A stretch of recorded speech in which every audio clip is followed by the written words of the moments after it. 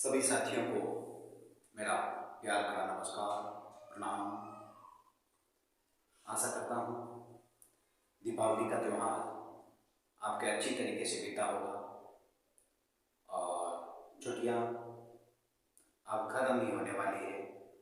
आप अच्छी तरीके से छुट्टियों का आनंद उठाया होगा और जो विद्यालय में गृह कार्य दिए गए थे उनको अच्छी तरीके से आपने निपटाया होगा और अब वापस जो आनंद ले लिया बोर्ड के एग्ज़ाम आने वाले हैं, अर्धवार्षिक की परीक्षाएं आपके सिर पर है।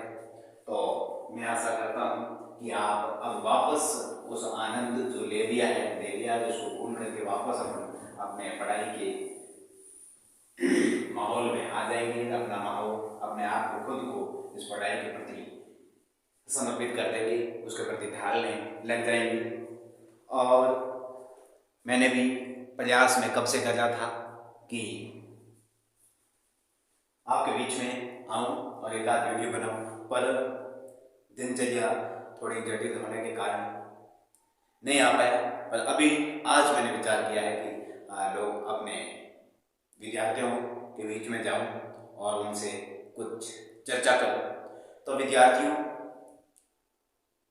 काफ़ी लंबा टाइम हो गया वीडियो डालने में। इस साल में मैंने इस सत्र का एक भी वीडियो नहीं आया, तो मैं कक्षा 10 के अभी मैं शुरू कर रहा हूँ। कक्षा 10 के गणित विषय के जो एक्सरसाइज दूसरी है उसके बारे में चर्चा करेंगे। धीरे धीरे मैं अब कक्षा 10 की दूसरी एक्सरसाइज पूरी होने के बाद, जब तक ये कक्षा 10 वाले विद्यार्थी दूसरी एक्सरसाइज को पढ़ेंगे तब तक मैं 9th की भी लाऊंगा, 8th की भी लाऊंगा। तो आपसे गुजारिश मेरी यही रहेगी कि आप इस चैनल को ज़्यादा से ज़्यादा अपने साथियों तक पहुँचाएं, शेयर करें और ज़्यादा से ज़्यादा प्यार दें। मैं इसी तरीके से आपके बीच में हाजिर रहूँगा। तो देखिए, समय को चाया न करते हुए बढ़ते हैं व्हाइट बोर्ड की ओर। साथियों, जैसा कि आप सबको विदित है, ज्ञात है कि अपनी जो दूसरी एक्सरसाइज है उसका अध्ययन अपन आज करने जा रहे हैं। अब देखिए, उस एक्सरसाइज का नाम है बहुपद। सबसे पहले मैं आपको उस एक्सरसाइज के जो नाम है उस नाम के बारे में आपको पहले बताना चाहूंगा। अब देखिए, बहुपद,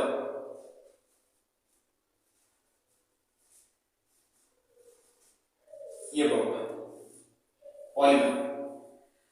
अब देखिए विद्यार्थियों, सबसे पहले तो मन में देखिए, अब कोई भी चीज अपन पढ़ते हैं, होना ये चाहिए कि पढ़ने का जो वास्तविक ट्रेंड है वो ये होना चाहिए कि जो चीज अपन पढ़ रहे हैं उस चीज की पहले तो वो जो जिसके बारे में पढ़ रहे हैं पहले उसका मतलब पता होना चाहिए कि ये इसके अंदर बताया क्या जाएगा वो पता होना चाहिए। तो मैंने यहाँ बहुपद शुरू कर दिया। मैं डायरेक्ट यदि क्वेश्चन शुरू कर दूं तो मेरा वो पढ़ाने का औचित्य नहीं है। देखिए, वो पढ़ाने की एक अलग शैली होनी चाहिए। मैं आपको विश्वास दिलाता हूं, मैं बिल्कुल मैं ऐसा समझ रहा हूं कि मेरे सामने बैठा हुआ विद्यार्थी बिल्कुल जीरो है, बिल्कुल जीरो से शुरुआत कर रहा है। उस विद्यार्थी को मैं पढ़ा रहा हूं। तो आप आशा रखिए, मुझ में विश्वास रखिए, अपने इस प्लेटफॉर्म पर विश्वास रखिए, अच्छी तरीके से अपन पढ़ेंगे। तो देखिए विद्यार्थियों, में बात कर रहा हूं कि बहुपद। अब देखिए, पहले बात ही आती है कि बहुपद होता ही क्या है। तो देखिए विद्यार्थी, अपन अच्छी तरीके से जानते हैं बहु का मतलब होता है अनेक। अब देखिए, बात अपन में यहाँ पर आते आते मैं आऊंगा कि हिंदी के अंदर वचन दो प्रकार के होते हैं। एक वचन होता है, जहां कोई चीज होती है उसको एक वचन कहेंगे। एक से ज्यादा जो भी चीज 2, 3, 4, 10, 1000, 2000 जितनी भी हो जाए उसे अपन बहु के नाम से जानेंगे। इसका मतलब यहाँ से ये क्लियर हो गया कि जो भी अपना समीकरण होगा उस समीकरण के अंदर जो पद होंगे वो एक से क्या होंगे, ज्यादा होंगे। ये देखिए, सर्व समीकरण है, इसका मतलब है एक से ज्यादा। और पद का मतलब आप तो ट्रम कहो, पद को, एक बात। तो देखिए, इस बात से ये क्लियर हुआ, इस चैप्टर का मतलब है बहुपद मींस ये है कि जो अपनी इक्वेशन होगी, जो अपना समीकरण होगा, उस समीकरण के अंदर जो पद होंगे उस पदों की संख्या होगी वो ऑलरेडी किससे ज्यादा होगी, एक से क्या होगी, ज्यादा होगी। किससे ज्यादा होगी, एक से ज्यादा होगी। समझ में आई होगी बात अच्छी तरीके से। अब देखिए, सबसे पहले मैं यहाँ 2.1 एक्सरसाइज पढ़ने जाऊंगा क्योंकि उसमें डायग्राम बनाते हुए आपको बताऊंगा, मैं कभी सॉल्व करवा दूंगा, बहुत सिंपल है 2.1। अब मैं सीधा 2.2 एक्सरसाइज पर चलूंगा। कौन सी एक्सरसाइज, 2.2 पर। अब विद्यार्थियों, बड़े तसल्ली से, बड़े ध्यान से पढ़ते जाना और एक बार मैं फिर क्लियर कर रहा हूँ कि जो भी चीजें प्रॉब्लम हो रही है, जिनमें समझ में नहीं आ रही है, वो मुझे इसमें एक व्यवस्था दी गई है, कमेंट बॉक्स दिया गया है नीचे, आप देखोगे तो मेरे चैनल के नीचे कमेंट बॉक्स है, तो कमेंट बॉक्स में अपनी चीजें देखिए। दूसरी बात, मैं इस चैनल की सॉरी इस वीडियो की डिस्क्रिप्शन दिया गया, डिस्क्रिप्शन में मैं मेरे टेलीग्राम चैनल की लिंक यहाँ पर दे दूंगा। आप क्या करिए, उस लिंक से टेलीग्राम चैनल ज्वाइन कीजिए और ज्वाइन करने के बाद जो भी प्रॉब्लम है वो मेरे साथ साझा करिए। जो भी आपकी दिक्कत होगी उनको इकट्ठा करके साथ करके मैं एक वीडियो के माध्यम से आपकी प्रॉब्लम का सॉल्यूशन करने का प्रयास करूंगा। पूछोगे तब। वो कहते हैं कि रोए बिगर माए लोगों को दे, मारवाड़ी की एक कहावत है, तो आप भी पूछोगे नहीं तो मैं फिर कैसे बताऊंगा। देखिए विद्यार्थियों, इससे पहले जब बहुपद होता है इसको सरल करने से पहले मैं आपको कुछ फॉर्मूले बताऊंगा।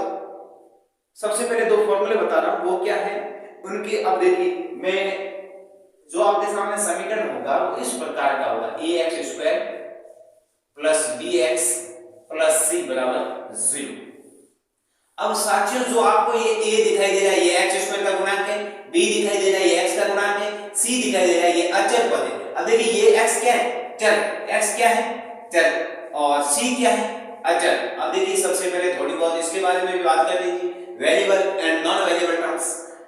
चर का मतलब होता है साथियों वेज टर्म या वो पद जिसका मान अपने को ज्ञात होता है, जैसे सॉरी अज्ञात होता हो, जिसका मान हमें क्या हो, अज्ञात। x y z इनका मान कुछ भी हो सकता है।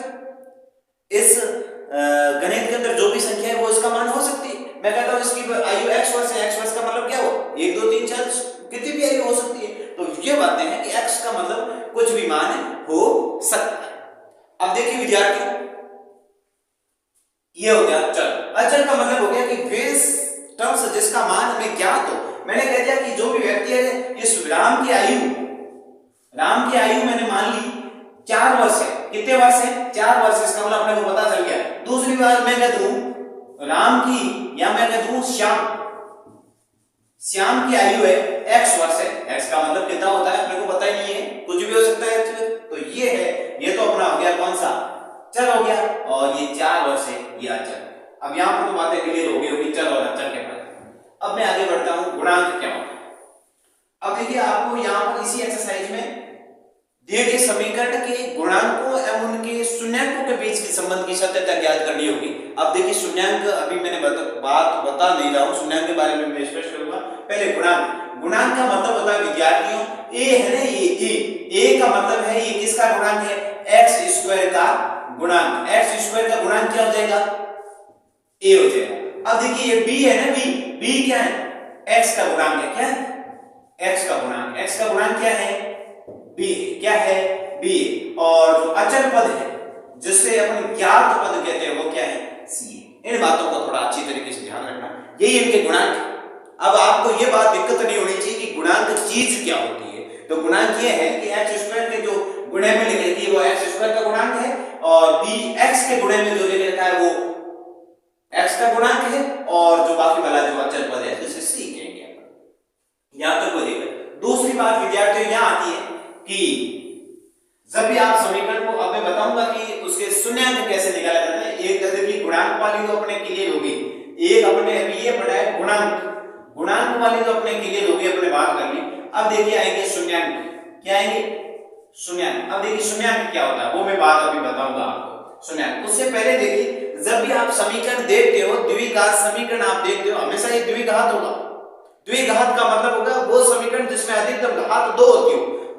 चर पद की क्या होती है, चर पद अपनी x y z जो कुछ भी हो सकता है उसकी अधिकतम घात अपने क्या होनी चाहिए, 2 होनी चाहिए। उसे अपन कहेंगे द्विघात समीकरण। अब देखिए द्विघात समीकरण यानी वह समीकरण जिसकी अधिकतम घात 2 हो उसे अपन द्विघात समीकरण कहते हैं। तो देखिए अधिकतम घात 2, इसलिए द्विघात। ये द्विघात ये आएंगे आपके, मैं अभी कह रहा हूं 2.2 एक्सरसाइज के अंदर, यानी अपने 10th क्लास के अंदर सिलेबस में भी द्विघात ही समीकरण दिए जाएंगे। तो देखिए द्विघात हो गया। अब देखिए शून्याङ्क का मतलब ये होता है विद्यार्थियों इसको सरल करना। अब देखिए पहले मैं शून्याङ्क की बता देता हूं, बाद में शून्याङ्क निकाले कैसे जाते हैं वो बताऊंगा। शून्याङ्क का मतलब होता है विद्यार्थियों, इसकी अधिकतम घात कितनी है 2। इसका मतलब द्विघात समीकरण आपको जहां पर भी दिखाई देगा, एक बात में फिर से सुनना, द्विघात समीकरण जहां पर भी दिखाई देगा उसके शून्याङ्क हमेशा कितने होंगे 2। कितने होंगे 2। अब देखिए शून्याङ्क का मतलब जो ये अचल पद दे रखा है उसका मान, शून्याङ्क का मतलब जो अचल पद दे रखा है उसका मान हमेशा कितने होंगे 2। क्यों? क्योंकि समीकरण द्विघात है, अधिकतम घात 2 है तो उसके शून्याङ्क भी कितने होंगे 2 होंगे। अब देखिए ये तो बात होगी शून्याङ्क। अब शून्याङ्क सही है या गलत है? शून्याङ्क का मतलब यानी जो अचल पद दे रखा है ये, जिसके गुणांक में ये रहेगा इसका मान होगा उसे शून्याङ्क कहेंगे। इसका मान जब निकालेंगे, निकाल के वापस इस समीकरण के अंदर रखेंगे, मैं बताऊंगा आपको, स्पष्ट करके बताऊंगा, इस समीकरण के अंदर रखेंगे, इस समीकरण का मान किसके बराबर हो जाएगा 0 के बराबर, इसीलिए तो बराबर 0 दे रखा है। जब शून्य प्रत्येक शून्य का बारी बारी से 2 शून्य होंगे, दोनों का बारी बारी से मान इसमें रखेंगे, देखेंगे तो समीकरण किसके बराबर प्राप्त होगा 0 के बराबर प्राप्त। यस, अब देखिए ये बात क्लियर होगी कि शून्याङ्क क्या होता है, ये भी क्लियर। दूसरी बात ये है कि शून्याङ्क ज्ञात कैसे किए जाते हैं। अब देखिए शून्याङ्क निकालना, क्या निकालना? शून्याङ्क निकालना, शून्याङ्क ज्ञात करना। अब देखिए सबसे पहले मैं यहाँ एक ही विधि का प्रयोग करूंगा, शून्याङ्क ज्ञात करना। अब देखिए शून्याङ्क ज्ञात कैसे किए जाते हैं। मैं यहाँ पर सबसे देखिए मैं ऐसे सोच रहा हूँ कि मेरे सामने जो भी विद्यार्थी बैठा है वो शून्य से शुरू हो रहा है, जिसका लेवल बिल्कुल 0 है, जिसको मैथ के बारे में अभी से ही सीख रहा है। खैर जोड़ भाग गुणा भाग तो बेसिक लेवल तो क्लियर हो गए, 10वीं की ऐसे सोच रहा हूँ कि वो पहली बार चैप्टर पढ़ रहा है। देखिए मैंने कहा शून्याङ्क ज्ञात, शून्याङ्क ज्ञात अपन यहां से करेंगे। एक विधि है जिसका नाम है गुणनखंड विधि। कौन सी विधि? गुणनखंड विधि। अभी मैं उदाहरण दे करके आपको बताऊंगा गुणनखंड विधि। कौन सी विधि? गुणनखंड विधि। अब गुणनखंड विधि के माध्यम से अपन शून्याङ्क ज्ञात करेंगे। क्या ज्ञात करेंगे साथियों? शून्याङ्क ज्ञात करेंगे। किस विधि के माध्यम से? गुणनखंड विधि के माध्यम से। यस, देखिए विद्यार्थियों गुणनखंड विधि होती क्या है? अभी अपन ने ये बातें पढ़ी है। सबसे पहले ये पढ़ा कि गुणांक क्या होता है। सबसे पहले तो अपन ने देखा कि ये बहुपद देखा, इसके नाम के बारे में स्पष्ट किया। फिर देखा कि ये द्विघात समीकरण क्या होता है, इसके बारे में देखा। द्विघात देखने के बाद में गुणांक देखा कि गुणांक क्या होता है। उसके बाद में अपने शून्याङ्क देखे कि शून्याङ्क होती क्या है, ये चीज क्या है, किस नाम की चिड़िया है शून्याङ्क, इसके बारे में अपन ने डिस्कशन किया। फिर अपने आगे इसके शून्याङ्क है, ये शून्याङ्क अपने जान लिया, शून्याङ्क ये होती चीज, पर शून्याङ्क ज्ञात कैसे किए जाते हैं अपने अभी तक ये कहा है कि शून्याङ्क को ज्ञात अपन गुणनखंड विधि के माध्यम से ज्ञात करेंगे। यस, अब मैं आगे बढ़ता हूँ, एक उदाहरण देके मैं बताता हूँ कि गुणनखंड विधि के माध्यम से शून्याङ्क कैसे ज्ञात किए जाते हैं। अब फिर देखिए मैं यहाँ पर सबसे पहले 2 फॉर्मूले लिखा देता हूँ। अब देखिए आप ये जान चुके हैं कि गुणांक क्या होता है, शून्याङ्क क्या होता है। तो शून्याङ्क और गुणांकों के बीच की संबंध की सत्यता ज्ञात करने के 2 सूत्र हैं। किसकी? गुणांक और उनके शून्याङ्कों के बीच संबंध की सत्यता। अब देखिए गुणांकों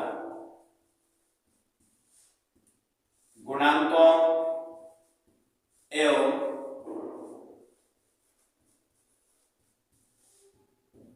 शून्याङ्कों के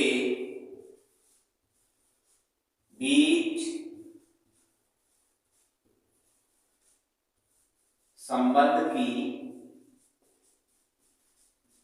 सत्यता। अब देखिए इनको कैसे ज्ञात, इनके संबंध की सत्यता ज्ञात करने के लिए विद्यार्थियों 2 फॉर्मूले, उन फॉर्मूलों को देखिए। पहला है अल्फा प्लस बीटा। आप कहोगे कि ये किस नाम की बला है?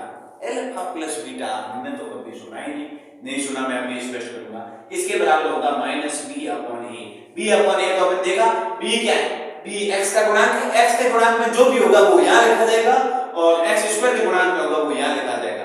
अब देखिए अल्फा प्लस बीटा क्या है, देखिए ये पहला हो गया, पहला फॉर्मूला। दूसरा फॉर्मूला है अल्फा * बीटा, यानी उनका आपस में गुणा। ये c/a के बराबर गुणा चाहिए। c क्या है? जो अचल पद था वो c है। a क्या है? x² का गुणांक वो a। ये देखिए मैं इसकी गुणा ये लिख देता हूं यहाँ पर, किसका? x का गुणांक, ये ताकि आप कंफ्यूज न होंगे। x का गुणांक और यहां पर ये लिख दूंगा मैं एक्स स्क्वायर का गुणांक। किसका गुणांक? एक्स स्क्वायर का गुणांक। ये क्या है? अचल पद है। क्या है? अचल पद है।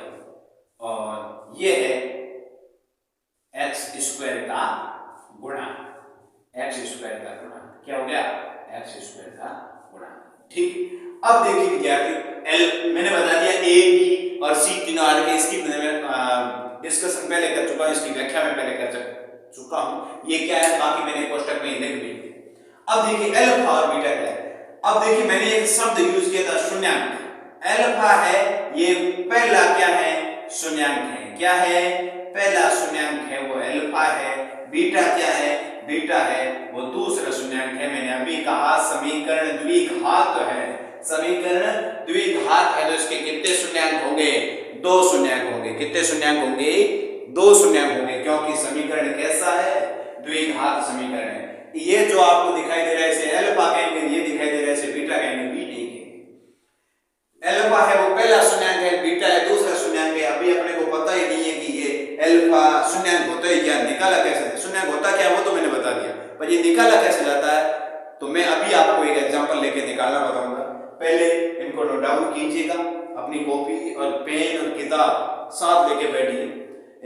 हमेशा मेरे आइडियल रहे प्रोफेसर पांचाराम जी कहते हैं कि हमेशा अपने को पेन कॉपी और किताब साथ में लेके बैठनी चाहिए।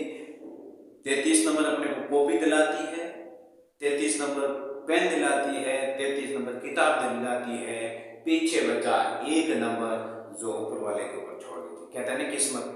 और किस्मत जब अच्छी होती है, जब इतनी मेहनत करते हैं अपन बड़ी दृढ़ता से, तो भगवान भी इतने मेहरबान हो जाते हैं कि गधों को भी आम खिला देते हैं।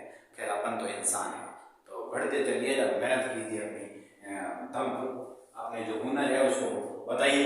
अब देखिए शून्याङ्कों की संबंध की सत्यता तो अपन ये फॉर्मूले हैं, इन्हीं के माध्यम से संबंध की सत्यता। अभी मैं एग्जाम्पल के माध्यम से संबंध की सत्यता और शून्याङ्कों को ज्ञात करके भी आपको बताऊंगा कि कैसे ज्ञात किया जाता है। इससे पहले मैं एक एग्जाम्पल के माध्यम से ये पूरा बताना चाहूंगा कि पहले एक द्विघात समीकरण देखता हूं मैं। 2x² माइनस 8x और प्लस के 6 बराबर 0, ये एक द्विघात समीकरण है। इसके अपन पहले गुणांक देखेंगे, फिर इस गुणनखंड विधि के माध्यम से शून्याङ्क निकालेंगे। शून्याङ्क निकालने के बाद में आपको उदाहरण को मैंने पहले बताया था, शून्याङ्कों का मान लिखेंगे जब समीकरण 0 हो जाएगा, वो भी मैंने बताऊंगा। और फिर शून्याङ्कों एवं गुणांकों के बीच संबंध की सत्यता भी बताऊंगा। विद्यार्थियों देखिए इसमें a का मान क्या है साथियों? मैंने कहा था a यानी x² का गुणांक कितना? प्लस के 2। b क्या रे? मैंने कहा था b x का गुणांक कितने हैं? चिन्ह का ध्यान रखना, माइनस के 8। कितने हैं? माइनस के 8। और c क्या है? प्लस के 6 है। क्या है रे? प्लस के 6। यस, ये बातें हो गई। अब इन बातों को करने के बाद अब देखिए अपने को वापस में समीकरण लिखना हूं। 2x² माइनस 8x प्लस 6 बराबर 0। अगला जो स्टेप मैं बोल रहा हूं बहुत महत्वपूर्ण बातें हैं। अभी आपको मैंने पहले जो फॉर्मूले दिखाए वो फॉर्मूले अभी आपको स्क्रीन पर शो हो गए, स्क्रीन पर दिखाई दे रहा है आपको। उनको अच्छी तरीके से देखिएगा, किताब में लिखिएगा, बार बार पढ़िएगा, याद हो जाएंगे आराम से। और बार बार जब इनको लागू करेंगे ना अपने प्रश्नों में तो आराम से याद हो जाए। कोई भी चीज होती है जो उपयोग में जितनी ज्यादा लाई जाती है वो उतनी स्थायी हो जाती है। अब देखिए मैंने ये कहा कि उनके शून्याङ्क कैसे ज्ञात करेंगे, तो यहाँ से बातें बहुत अच्छी तरीके से, तसल्ली से, अच्छी तरीके से कंसंट्रेट होकर के इन बातों को देखिए। विद्यार्थियों मैंने कहा था गुणनखंड विधि। कौन सी विधि? गुणनखंड विधि। गुणनखंड विधि। कौन सी विधि? गुणनखंड विधि, फैक्टर मेथड। अब देखिए गुणनखंड विधि होती क्या, शून्याङ्क कैसे निकाले जाते हैं। गुणनखंड विधि का पहला ये स्टेप होता है विद्यार्थियों, जब वो बाहरी पद, सबसे पहले कौन से पद देखने हैं? बाहरी पद। बाहरी पद कौन सा? एक ये दोनों बाहरी पद है कि नहीं है? लास्ट वाले पद है कि नहीं है? ये पहला पद पहला हमेशा बाहरी होता है और ये लास्ट वाला भी हमेशा बाहर होता है, इनके बीच में ये बच गया। तो सबसे पहले अपने को बाहरी पदों का गुणनफल देखना है। क्या देखना है? बाहरी पदों का गुणनफल। बाहरी पद एक तो 2x², दूसरा है 6। इनका चिन्ह का ध्यान रखना है, दोनों प्लस है इसीलिए मैंने प्लस लिख दिया। ये प्लस और ये प्लस मिलकर रिजल्ट भी किस में आएगा, प्लस में आएगा। 2 का गुणा जब 6 से करेंगे तो 12 और x का गुणा इससे करेंगे x स्क्वायर। अब देखिए बाहरी पदों का गुणनफल क्या आया, 12x स्क्वायर। आप कहोगे इसका क्या मतलब, बहुत महत्वपूर्ण है, इसी के बेस पर तो अपनी इसके शून्य निकालेंगे। बाहरी पदों का गुणनफल आया 12x स्क्वायर, 12 किसके, प्लस के 12x स्क्वायर। चिन्ह बहुत महत्वपूर्ण होते हैं, मैथमेटिक्स हमेशा 4 चिन्हों पर टिकी हुई होती है, जोड़ बाकी गुणा भाग। जिसको जोड़ बाकी गुणा भाग आता है, मैं समझता हूं मैथ में वो कहीं पीछे नहीं है, मैथ में वो कहीं पीछे नहीं है। अब देखिए विद्यार्थियों 12x स्क्वायर बाहरी पदों का गुणनफल आया प्लस के 12x स्क्वायर। तो विद्यार्थियों ये यहां काम आएगा कि अब मध्य पद के टुकड़े करने हैं, मध्य पद को 2 भागों में बांटना है, यानी मध्य पद के ऐसे टुकड़े करो कि उन टुकड़ों को जब जोड़ा जाए तो वापस माइनस के 8x प्राप्त हो जाए। उन टुकड़ों को जोड़ा जाए तो वापस माइनस के 8x प्राप्त हो जाए। और उन टुकड़ों को जब गुणा किया जाता है आपस में, उन टुकड़ों को आपस में क्या किया जाता हो, गुणा किया जाता हो, तब अपने को वापस कितने प्राप्त हो जाने चाहिए, 12x स्क्वायर प्राप्त हो जाना चाहिए। अब देखिए ये टुकड़े अपने को सोचने हैं। तो देखिए विद्यार्थियों पहले मैं 2x स्क्वायर, ये माइनस था तो माइनस लगा दिया। अब देखिए हम टुकड़े करेंगे विद्यार्थियों, टुकड़े 8 के कैसे कैसे हो सकते हैं, एक 5 और 3 हो सकता है, एक 4 और 4 हो सकता है, दूसरा 6 और 2 हो सकता है, और 7 और 1 हो सकता है। ये टुकड़े हो सकते हैं। अब देखिए 4 और 4 जोड़ते हैं तो 8 आता है, कोई दिक्कत नहीं, पर 4 और 4 में गुणा करते हैं तब 16 आता है। अपने को कितना चाहिए, 12x स्क्वायर चाहिए। इजंट करेक्ट, ये तो सही नहीं है।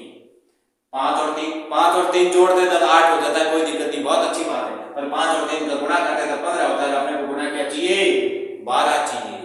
अब यहाँ पर 6 और 2 जोड़ेंगे तो 8 होगा, और इन दोनों का गुणा करेंगे तो कितना होगा, 12 होगा।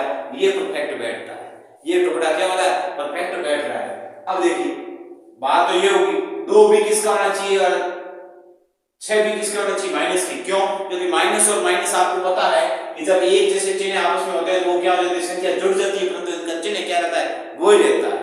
तो देखिए विद्यार्थियों माइनस के 6x और माइनस के 2x और बाकी वाला तो एजेंट्स लिख दो। अब आप कहोगे कि ये दोनों माइनस माइनस के क्यों लिखे, क्योंकि अपने को रिजल्ट किस में लाना है, माइनस के 8x लाना है। माइनस के 6x और माइनस के 2x जुड़ जाएंगे, क्योंकि हमेशा आपको बताया होगा और आपको ध्यान में भी होगा, ध्यान में पढ़ा होगा, एक जैसे चिन्ह वाली संख्या जुड़ जाती है, परंतु इनका चिन्ह वही रहता है जो पहले होता है।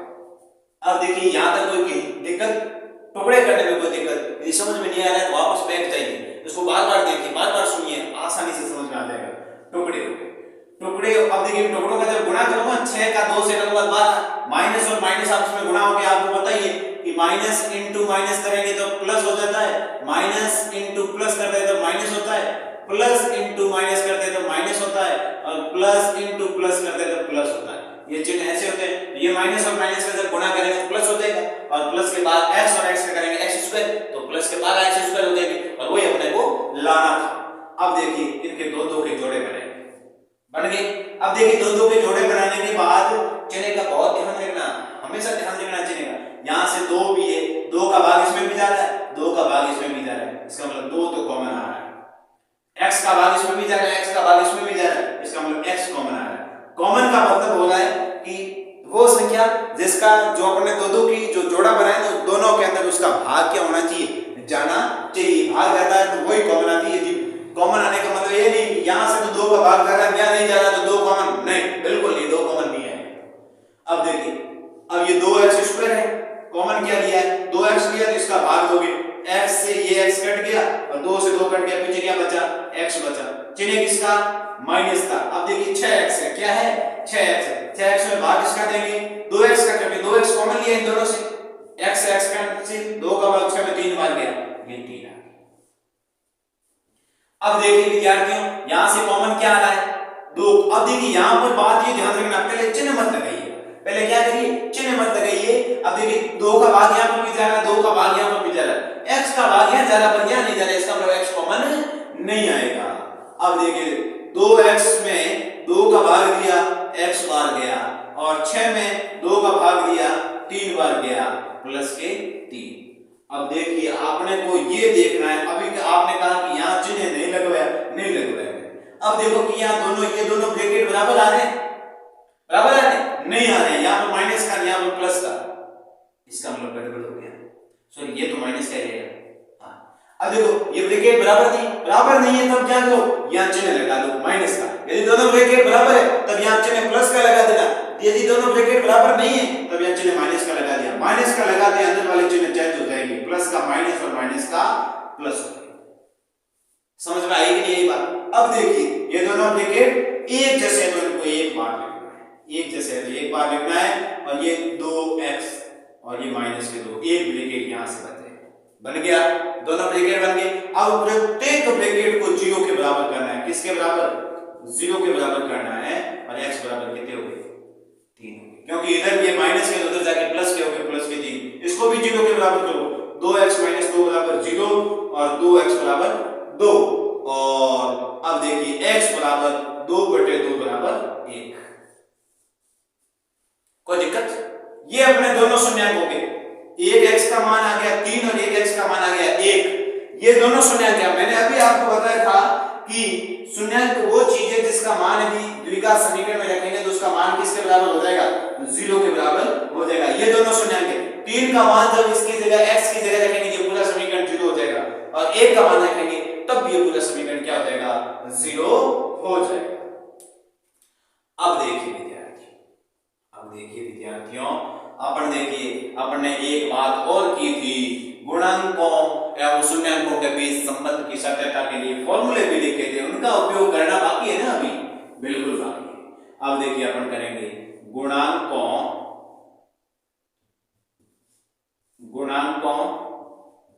एवं शून्यंकों के बीच संबंध की सत्यता, शून्यंकों और गुणांकों के बीच संबंध की सत्यता। देखिए विद्यार्थियों, देखते रहिए, गुणांकों एवं शून्यंकों के बीच संबंध की सत्यता। दो फॉर्मूले लिखे थे अपने। एक फॉर्मूला लिखा था अल्फा प्लस बीटा बराबर -b/a। अल्फा का मान मैंने बताया था कि पहला शून्यंक क्या है? 3। अल्फा की जगह 3 प्लस के जगह प्लस के 3 लिखिए। इसके बाद सिंबल किसका? प्लस का। बीटा का मान दूसरा शून्यंक क्या है? 1 है बराबर। अब देखिए ये माइनस तो है ही लगा हुआ। b का मान कितना है? यहां पर जाके देखिए b का मान कितना है? -8 है। ये तो माइनस इसका है, ये तो ये लिखा है, परंतु ये माइनस इसके b का मान है तो -8 लिख दिया। जो भी b का मान प्लस का है तो प्लस का लिखना, b की जगह माइनस का माइनस का लिखना, परंतु ये तो चिन्ह रहेगा। बटे में a क्या है? a 2 है, ये 2 लिख दिया। 3 और 1 जोड़ के कितने हो गए? 4 हो गए। माइनस और माइनस मिलके प्लस के कितने हो गए? 8/2। तो 4, 2 का भाग 8 में गया, 4 भाग। देखिए समझ में आई बात? कोई दिक्कत है? अब देखिए दूसरा मैंने ये बताया था अल्फा इंटू बीटा बराबर c/a, ये बताया था दूसरा, ये पहला। अब देखिए अल्फा इंटू बीटा यानी 3 इंटू, अब देखिए बीच में कुछ नहीं है, इसका मतलब इसके बीच में गुणे का चिन्ह है, और बीटा का मान 1 तो ये देखिए। c का मान कितना है? 6, और a का मान कितना है? 2, कितना है?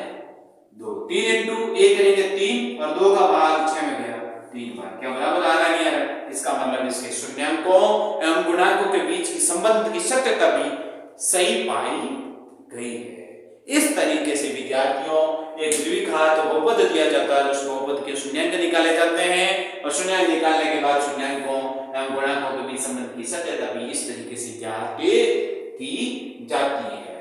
तो विद्यार्थियों आपको इस स्क्रीन पर आपको दिखाई दे रहे होंगे कि ये गुणनखंड विधि के जो चरण है वो मैंने लेकर के आपको स्क्रीन पर उपलब्ध करवाए हैं। उसे अच्छी तरीके से उनको देखिए, बार-बार सॉल्व करिए, अपने आप चरण दिमाग में फिट हो जाएंगे। अब देखिए इसी तरीके से ये एक एग्जांपल हो गया। अब मैं बढ़ता हूं एक्सरसाइज 2.2 के पहले क्वेश्चन की ओर। एक्सरसाइज 2.2 के पहले क्वेश्चन की ओर मैं आगे बढ़ता हूं। अब देखिए 2.2 का पहला क्वेश्चन। किसका? एक्सरसाइज 2.2 का पहला क्वेश्चन। पहला क्वेश्चन आपके पास में बुक होगी, मैं लिखूंगा नहीं, मैं सिर्फ बांटूंगा, आप ध्यान रखना। पहला क्वेश्चन दिया गया कि निम्न द्विघात बहुपदों के शून्यांक ज्ञात कीजिए। पहले तो इसके क्या करने, गुणनखंड विधि के माध्यम से क्या ज्ञात करने, शून्यांक ज्ञात करने। और शून्यांक ज्ञात करने के बाद विद्यार्थियों इसने ये कहा है शून्यांकों तथा गुणांकों के बीच संबंध की सत्यता जो भी अपन ने ज्ञात की थी। फॉर्मूला कौन सा? अल्फा प्लस बीटा बराबर माइनस बी अपॉन ए, अल्फा इनटू बीटा बराबर सी अपॉन ए, ज्ञात की थी शून्यांकों एवं गुणांकों के बीच संबंध की सत्यता। अब देखिए इसका पहला क्वेश्चन दिया गया है x square minus 2x minus 8, x square minus के 2x माइनस के 8 बराबर 0। ये समीकरण दिया गया। सबसे पहले आपको देखिए इसके गुणांक तलाशने हैं। गुणांक का मतलब a का मान x स्क्वायर के गुणांक में कुछ भी नहीं है, इसका मतलब 1 है। अब देखिए किसी के गुणांक में कुछ दिखाई नहीं दे रहा है, इसका मतलब 1 है। और b का मान क्या है? माइनस के 2 है, यानी x के गुणांक में क्या है? माइनस 2 है तो माइनस 2। c का मान क्या है? माइनस के 8। c का मान क्या है? माइनस के 8 है। अब देखिए समीकरण में वापस लिख रहा हूं, x स्क्वायर माइनस के 2x माइनस के 8 बराबर 0। गुणनखंड विधि के माध्यम से इनके शून्यांक ज्ञात करेंगे। साथियों शून्यांक ज्ञात करेंगे तो मैंने आपको बताया था कि सबसे पहले बाहरी पदों का गुणनफल ज्ञात करेंगे। पहला तो x स्क्वायर है, दूसरा माइनस के 8 है। कितने है? माइनस के 8 है। ये माइनस और ये प्लस, यहाँ पर कुछ चिन्ह नहीं दिखाई दे रहा है, इसका मतलब क्या है? प्लस है। प्लस के 8 प्लस के x स्क्वायर और माइनस के 8, प्लस और माइनस मिलके क्या हो जाता है? प्लस और माइनस मिलके माइनस होता है। तो ये माइनस रिजल्ट किस में आएगा? माइनस में। 8 का गुणा x स्क्वायर से करेंगे 8x स्क्वायर आएगा नहीं आएगा? ये बाहरी पदों का गुणनफल कितना आ गया? माइनस के 8x स्क्वायर आ गया। विद्यार्थियों तो मध्य पद के भी ऐसे टुकड़े करने हैं कि उन टुकड़ों को जब जोड़ा या घटाया जाए तब वापस में कितने आ जाए? माइनस के 2x आ जाए। परंतु उन टुकड़ों को जब गुणा किया जाए तो बाहरी पदों के गुणनफल के बराबर भी उनका गुणनफल आना चाहिए, माइनस के 8x स्क्वायर। अब देखिए, अब टुकड़े संभालने, कौन कौन से ऐसे टुकड़े हो सकते हैं जिनका गुणनफल माइनस के 8x स्क्वायर आ जाए? अब देखिए 4 और 2 बताइए होता है। अब आप लोग 4 और 2 जोड़ेंगे अच्छा हो जाए, जरूरी नहीं है मैं यहाँ माइनस के 4 ले लूं और ये प्लस के 2 ले लिया तो ये जोड़ेंगे थोड़ी, ये तो घटेंगे तो ये क्या बचेंगे? माइनस के 2 बचेंगे, नहीं बचेंगे।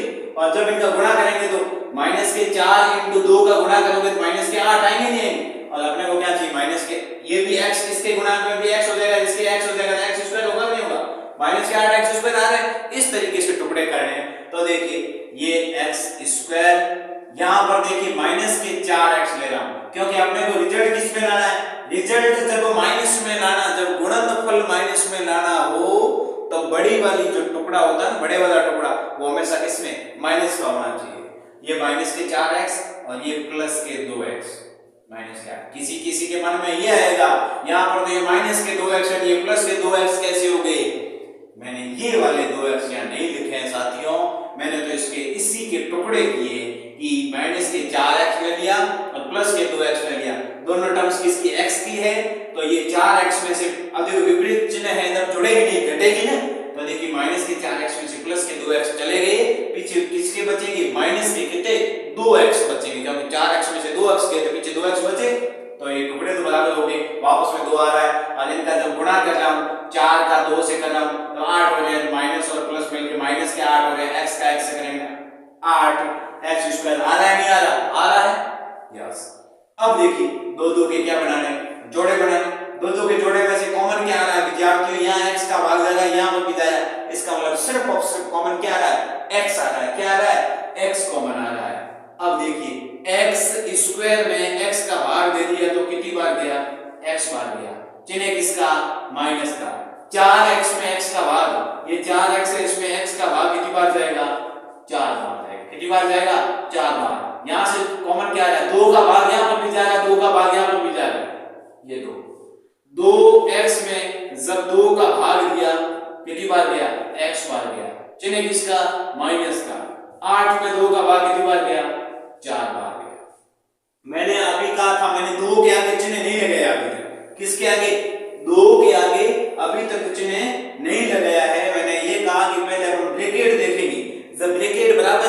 यहाँ पर चिन्ह प्लस का आ जाएगा।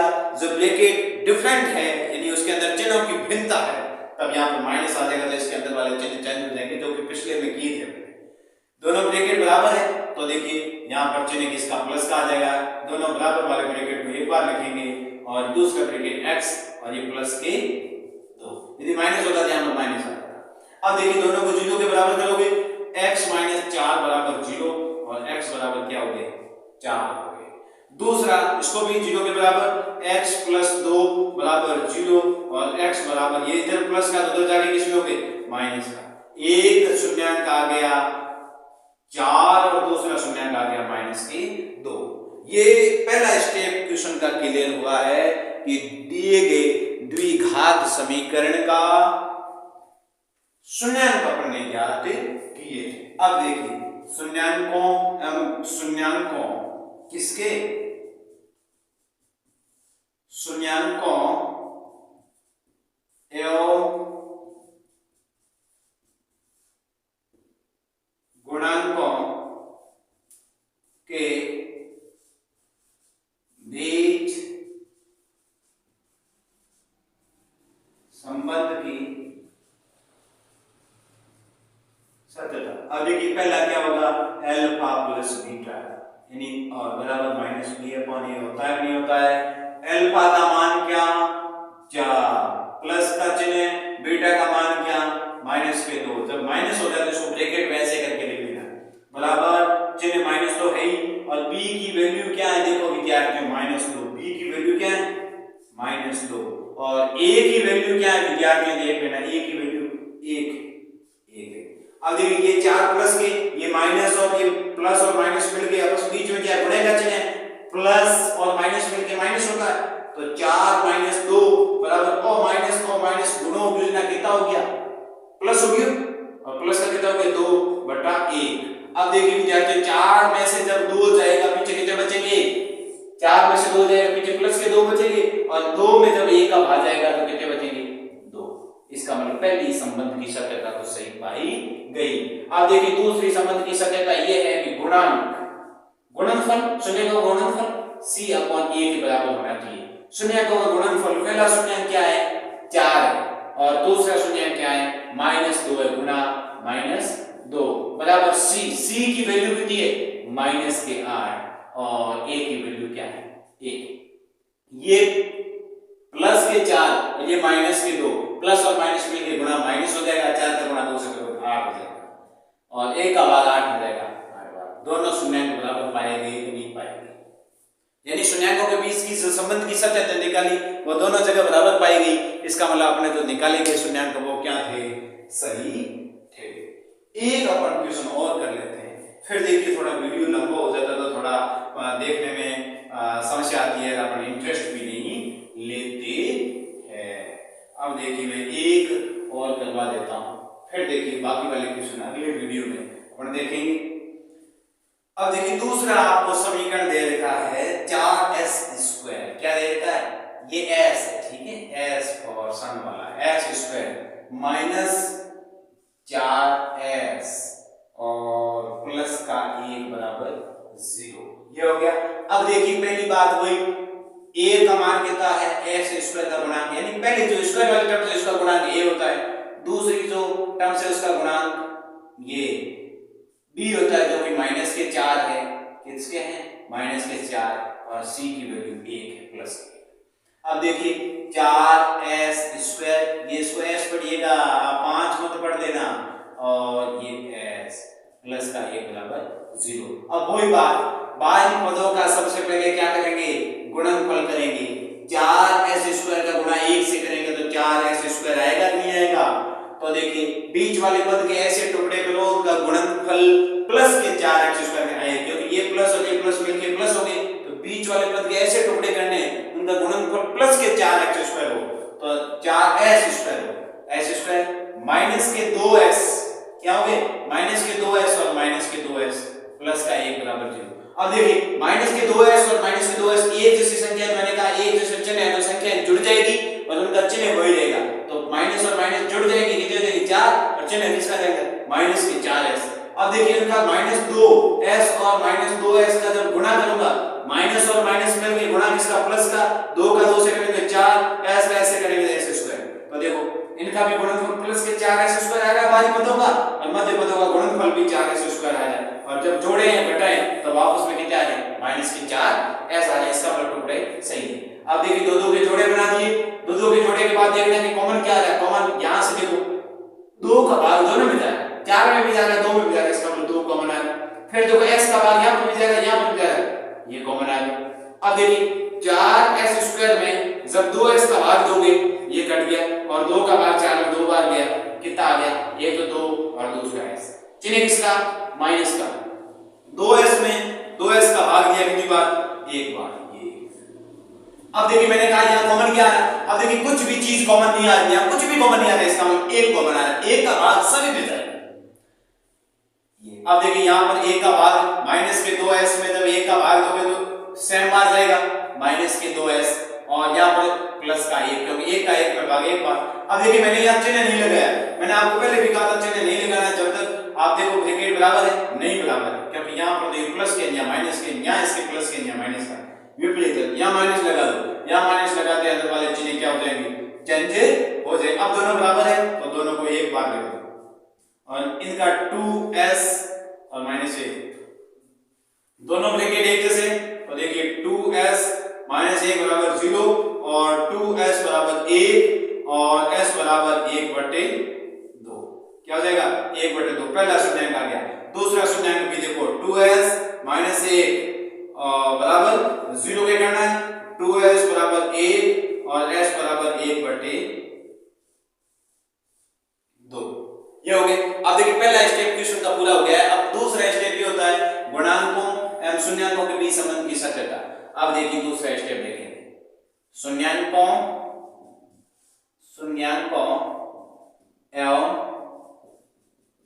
गुणांकों के बीच संबंध की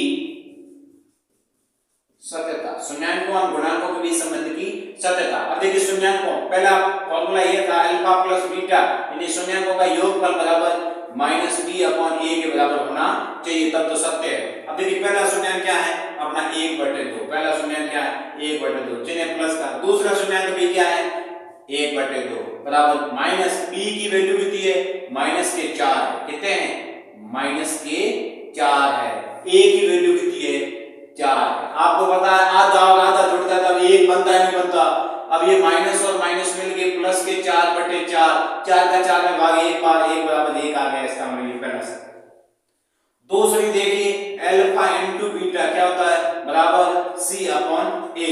अल्फा का मान कितना देखिए, अल्फा का मान तो पहला शून्य क्या है 1/2, ऐसे लिखे हुए इसका मतलब गुणनफल का चिन्ह है, और बीटा का मान 1/2 बराबर c की वैल्यू कितनी है 1 है, a की वैल्यू कितनी है 4 है। अब ये गुणा किया जाता है जब भिन्नों का गुणा करते समय अंश का अंश से गुणा और हर का हर से गुणा, 1 का गुणा 1 से करोगे 1, 2 का गुणा 2 से करोगे 4 बराबर 1/4। क्या दोनों बराबर आ रहे हैं नहीं आ रहे, इसका मतलब संबंध की सत्यता भी सही पाई गई। इस तरीके से विद्यार्थियों ये अपने 2.2 एक्सरसाइज, पहले तो मैंने इसको समझाया इसके बारे में, क्या इसके बारे में है, किसके बारे में दी गई है, क्या होते हैं क्या नहीं, मैंने पूरी आपको बता दी। अब देखिए मैंने आपको ये बताया कि इसके संबंध की सत्यता और शून्यांक कैसे निकाले जाते हैं, गुणनखंड विधि क्या होती है, उसके शून्यांक कैसे ज्ञात किए जाते हैं, और फिर उनके शून्यांकों के संबंध की सत्यता कैसे ज्ञात की जाती है, मैंने अच्छी तरीके से समझाने का प्रयास किया है। और फिर भी आपको बातें समझ में नहीं आई तो मैंने पहले भी वीडियो की शुरुआत में भी बताया था कि मैं इस वीडियो के डिस्क्रिप्शन में टेलीग्राम चैनल का लिंक दे रहा हूँ, उनको ज्वाइन कीजिए, और जो भी आपको बातें समझ में नहीं आ रही है उन बातों को मुझे बताइए, और मैं उन बातों को लेकर के एक मिक्स में वीडियो बना करके आपके सामने पेश करूंगा। और मैंने यहाँ पर 2.2 एक्सरसाइज के पहले के 2 क्वेश्चन, पहले प्रश्न के 2 प्रश्न मैंने समझाने का प्रयास किया है, और बाकी वाले जब तक वीडियो दिए हैं तब तक के लिए आपके होमवर्क में है, और समझने की कोशिश कीजिए, प्रयास कीजिए। प्रयास करने वालों को कभी हार नहीं होती है, अच्छी प्रैक्टिस कीजिए, और मैं आगे का वीडियो जल्दी लेकर आपके सामने हाजिर होऊंगा। आज के लिए इतना ही। दीजिए विदाई। नमस्कार, जय हिंद, जय भारत।